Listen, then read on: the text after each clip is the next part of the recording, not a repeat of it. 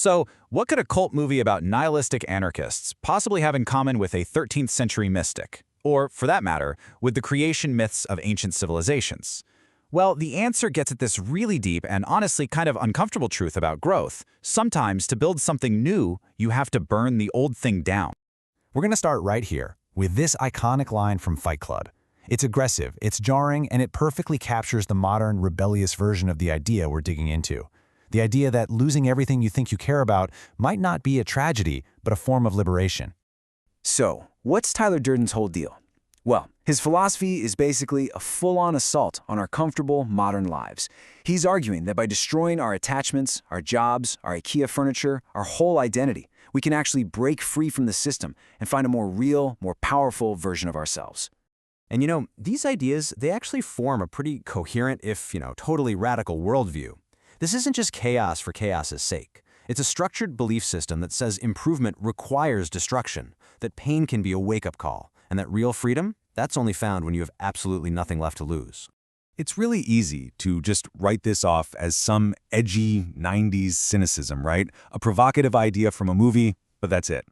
But what if I told you that this supposedly modern philosophy is actually ancient wisdom just wearing a leather jacket? Okay, now let's jump back in time, way back, 800 years before Fight Club, to the 13th century Sufi mystic Rumi. And get this, he used the exact same metaphor. Rumi's whole thing was that our soul is like a house that has to be torn down to find the treasure hidden in its foundation.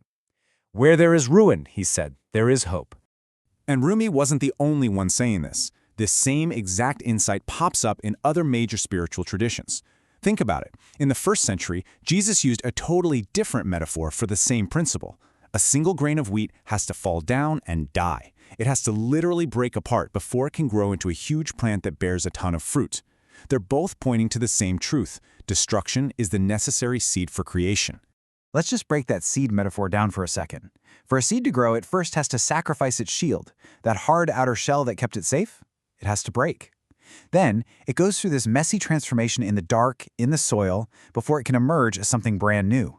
See, it can't be a seed and a plant at the same time. The old identity has to go. So we've seen this idea in rebellious fiction in ancient scripture. But what about science? What does modern psychology have to say? Well, as it turns out, our own minds seem to follow this very same blueprint for rebirth. And this brings us to the famous psychologist Carl Jung. He developed a process he called shadow work, and what he came up with is basically a clinical, psychological roadmap for the exact same journey of destruction and rebuilding that the mystics were talking about for centuries. According to Jung, the first thing that has to be destroyed is what he called the persona.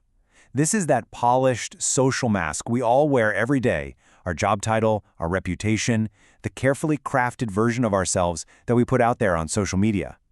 Jung said that for any real growth to happen, this comfortable identity has to be dismantled. And once you start peeling back that mask, you come face to face with what Jung called the shadow. This is all the stuff about yourself you've pushed down or denied. Your anger, your fears, your deepest insecurities. But here's the kicker.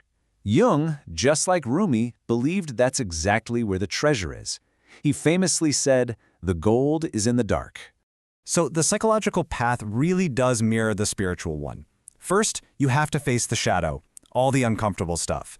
Then comes the destruction phase, where you dismantle that false persona, and only then can you integrate all the pieces, the good, the bad, the light, and the dark, to rebuild a stronger, more authentic, more whole version of yourself.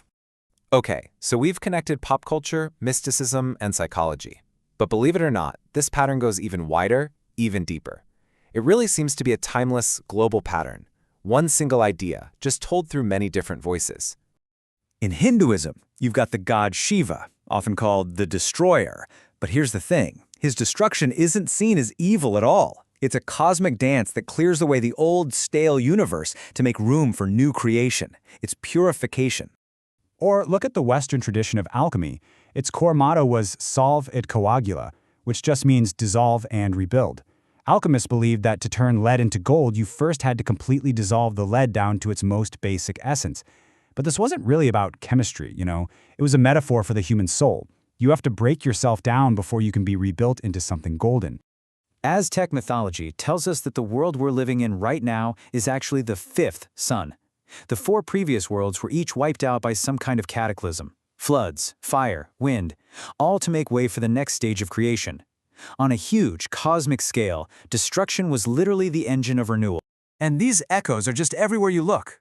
In Jewish Kabbalah, it's the breaking of the vessels to let divine light escape. In Buddhism, it's the annihilation of the ego to reach liberation. For the Gnostics, it was about destroying the illusion of the material world. Even in Amazonian myths, there's a great flood that washes away the old world to start a new one.